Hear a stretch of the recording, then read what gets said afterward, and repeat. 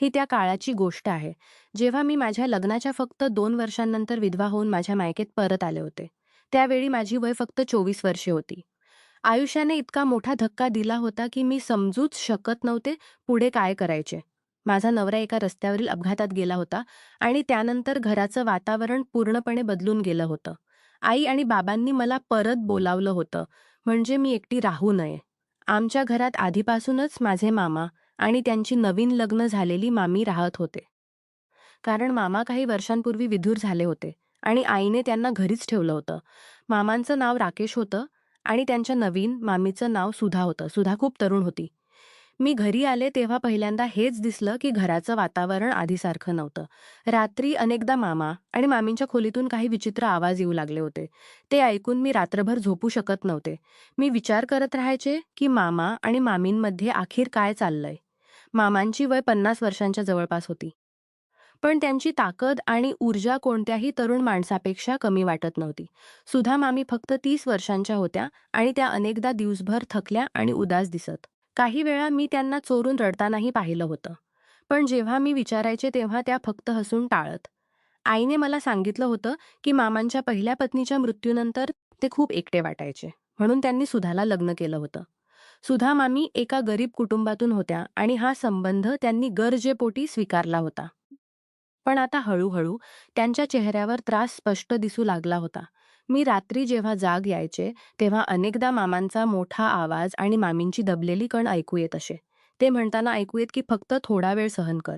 पण मामी म्हणायचे की आता मला होत नाही. मी मनात खूप त्रासलेली राहायचे. दिवसात जेव्हा सगळं काम संपायचं तेव्हा मी मामींजवळ बसून बोलण्याचा प्रयत्न करायचे, पण त्या काही सांगत नसत.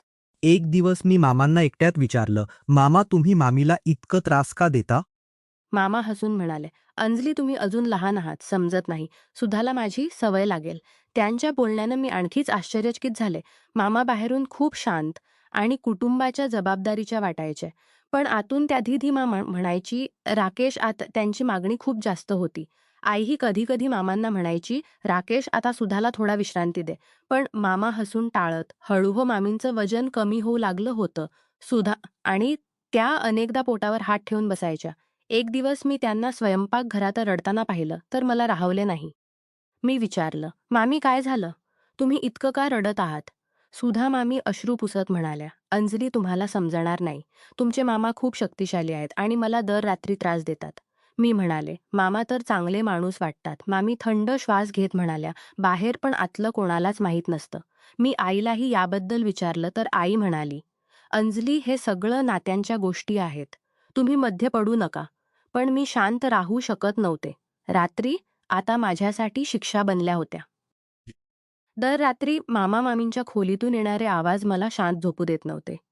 मी विचारायचे की मामांमध्ये इतकी ताकद कुठून येते? त्यांची वय तर खूप झाली आहे. तरीही ते सुधा मामीला दर रात्री त्रास देत राहायचे.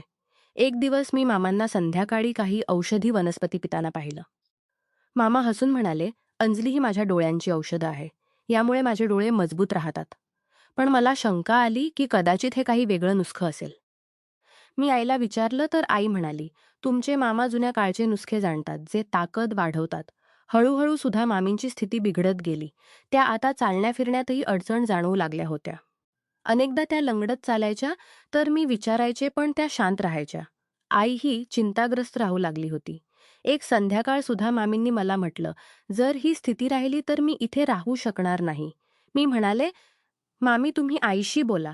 पण मामी म्हणाल्या, "आई तर आपल्या भावाला खूप मानतात, त्या काही बोलणार नाहीत." मी विचारात पडले की या घरात अखेर काय चाललंय. मामा बाहेरून खूप चांगले वाटायचे. ते बाबांनाही मदत करायचे घर चालवण्यात. पण रात्रीचं वातावरण पूर्णपणे वेगळं होतं. मी माझ्या नवऱ्याच्या आठवणीत रडत राहतं. मी माझ्या नवऱ्याच्या आठवणीत रडत राहायचे आणि सोबत मामा-मामींची समस्याही मला त्रास देत होती. एक रात्री मी विचार केला की मी स्वतः जाऊन पाहते की खोलीत काय होतंय. मी चोरून त्यांच्या खोलीजवळ गेले आणि दाराच्या फटीतून पाहिलं. जे मी पाहिलं त्यामुळे माझे होश उडाले. मामा सुद्धा मामींसोबत इतक्या जबरदस्तीने वागत होते की मामी रडत होत्या. मी तिथून पळाले आणि माझ्या बिछाण्यावर पडून रडू लागले. पुढच्या दिवशी मी मामांना थेट म्हटलं, "तुम्ही मामींसोबत असं करू नका." मामांनी रागाने म्हटलं, "तुम्हाला काय मतलब? हे आमचं खाजगी प्रकरण आहे." आईनेही मला फटकारलं की मध्ये पडू नका, पण मी शांत राहू शकले नाही. सुधा मामी दिवसेंदिवस कमजोर होत जात होत्या. त्या आता जेवणही नीट खात नव्हत्या. मी त्यांना डॉक्टरांकडे नेण्याची गोष्ट केली. पण मामांनी नकार दिला. ते म्हणायचे, "सुधा ठीक आहे. फक्त विश्रांती घेत आहे." घराचं वातावरण आता पूर्णपणे बिघडलं होतं. मी विचारत राहायचे, की पैसा किती मोठा विषय आहे जे नातीही नष्ट करतं. एक दिवस सुद्धा मामींनी मला एकट्यात बोलावलं आणि म्हटलं, "अंजली, जर तुम्हाला माझं भलं वाटतं, तर मला इथून घेऊन चला. मी हे आयुष्य आणखी सहन करू शकत नाही." त्यांच्या बोलण्यानं माझ्या डोळ्यात अश्रू आले. मी विचार केला, की आता मला काहीतरी करायला हवं. पण मामांची ताकद आणि त्यांची जिद्द यापुढे सगळे बेबस होते. सुधा मामींची ती रात्रीची गोष्ट ऐकून माझ्या मनात खूप बेचैनी निर्माण झाली होती. मी विचारत होते, बाईला स्वतःच्या आयुष्याबद्दल इतकी तिरस्कार वाटत आहे. पुढच्या दिवशी मी आईला सगळी गोष्ट सांगितली. आईने आधी मला फटकारलं, की तुम्ही मध्ये पडू नका. पण जेव्हा मी सुधा मामींच्या स्थितीचा उल्लेख केला, तेव्हा आईही चिंतित झाली. मामा त्या दिवशी घरी नव्हते. म्हणून आम्ही तीनही स्त्रिया बसून बोलत होतो. सुधा मामी रडत म्हणाल्या, "दीदी, मी या घरात राहू शकत नाही. तुमच्या भावाची ताकद मला मारून टाकेल. ते दर रात्री मला त्रास देतात आणि मी आता थकून गेले आहे." आईने थंड श्वास घेत म्हटलं, "सुधा, मी समजते, पण राकेश स्थितीही चांगली नाही. आणि घराची आर्थिक स्थितीही चांगली नाही. जर तू गेलीस तर घर कसं चालेल?" मी आईला म्हटलं. "आई, पैसा इतका महत्त्वाचा आहे, की एका बाईचं आयुष्य उद्ध्वस्त व्हावं." आई शांत झाली. त्याच दिवशी संध्याकाळी जेव्हा मामा घरी आले, तेव्हा त्यांनी सुधा मामींना पाहून विचारलं. तुझी तब्येत कशी आहे? सुधा मामींनी काहीही सांगितलं नाही. पण त्यांचा चेहरा पाहून मामांना समजलं.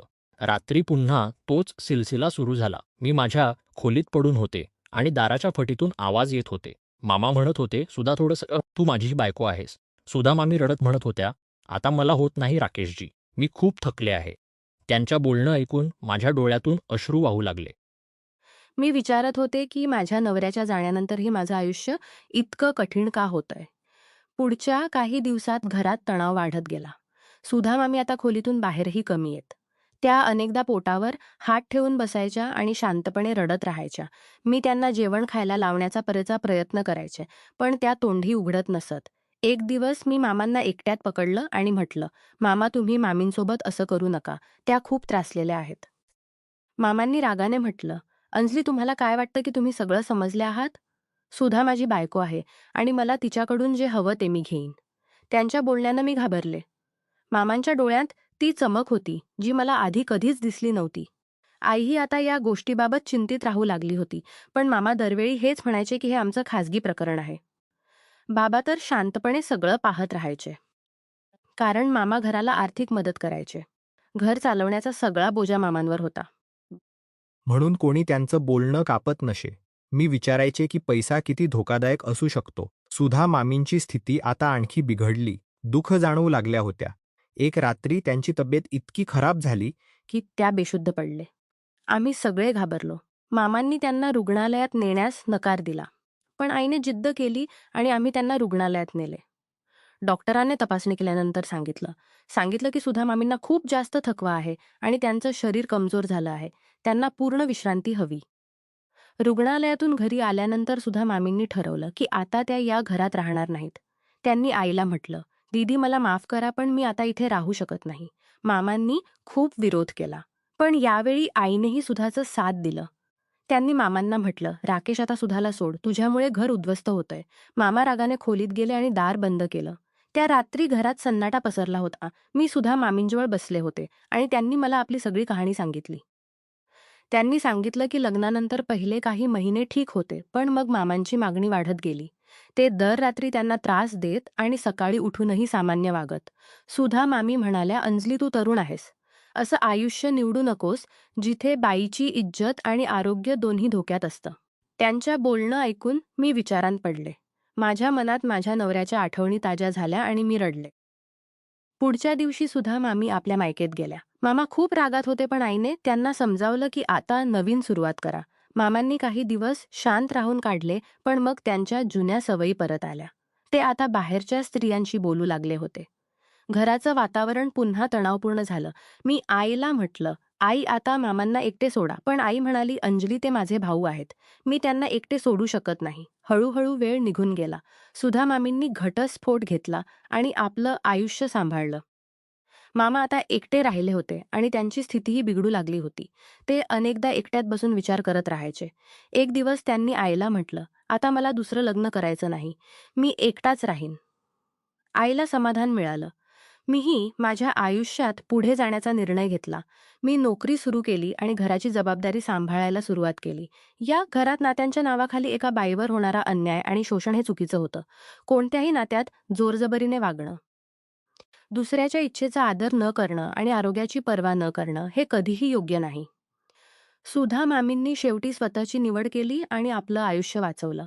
मामांनाही आपल्या चुका समजल्या आणि ते एकटे राहिले. मीही माझ्या वेदनेतून बाहेर पडून स्वतः आयुष्य उभं केलं.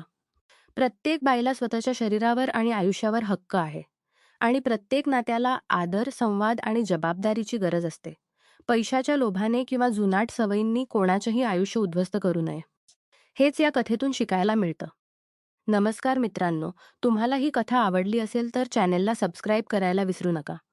आणि यापेक्षाही अधिक रंजक व्हिडिओ पाहण्यासाठी माझ्या चॅनेलवर नुकताच अपलोड केलेला नवीन व्हिडिओ नक्की पहा. तो तुम्हाला खूप आवडेल, अशी मला आशा आहे.